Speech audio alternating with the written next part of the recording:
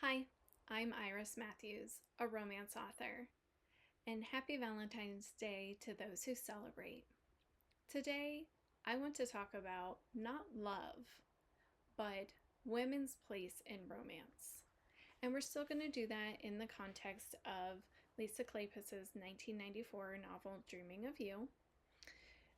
And to give you a little bit of context, the main female protagonist of this story is Sarah Fielding. She's from the country, but she is a novelist. She writes fiction. And so she will travel away from her aging parents. She's an only child, and she'll come to London to do research. And when she's in London, she stays with, family friends. But she does not have a chaperone or, an escort as she is traveling around the city. Most of the time, she leaves for the day and then comes back. And so I'm going to read a small passage from the novel, and then we're going to get into a little bit more detail.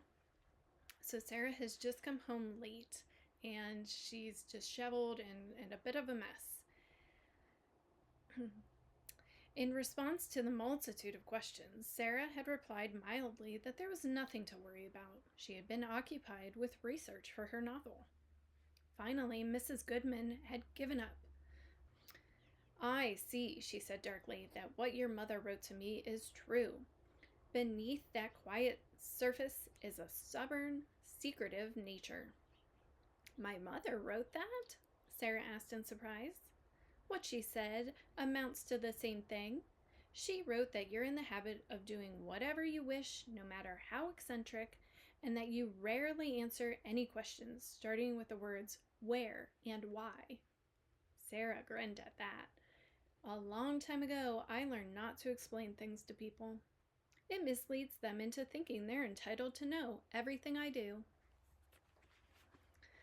So let's dig in here a little bit more. Sarah has a job. She is passionate about writing, and she loves to tell stories accurately. They are fictionalized. Her characters are made up. They're not real. They're imagined. But she really wants to ground those characters in real, authentic details. And so she travels around, and in as the story progresses, we learn that Sarah has long awaited a proposal from her childhood sweetheart, and she's getting up there in years for historical novels, and she's borderline a spinster at this point. And when her childhood sweetheart finally bucks up the courage and is ready to marry Sarah, it comes out that he expects her to stop writing and to give up her passion to be a stay-at-home mom and mind the children and be a wife. And that's it for Sarah. She can't do it. And so the main male protagonist of this novel is supportive of her writing and her passion and would never ask her to stop writing. And so in large part, that is a big portion of why he is so attractive to her and why they are such a good match. And all throughout the novel, we see Sarah working. We see her dedication and focus. We see the way she respects other females who work, whether they are maids or servants, or they are working by any means they have at their disposal to support themselves and their families.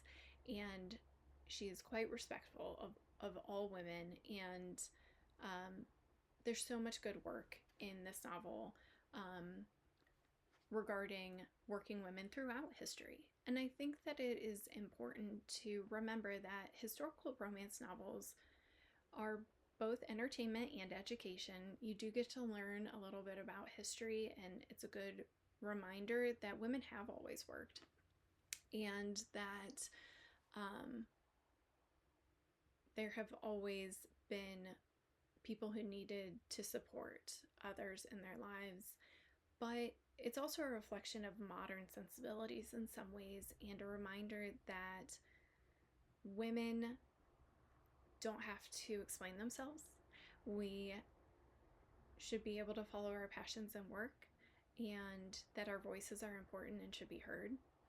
And it is also vital that we have that hope and that example in fiction. And so I am so grateful for Lisa Kleypas for the way she represents Sarah in this novel, and I find it such a comfort. So thank you, and happy Valentine's Day to everybody out there.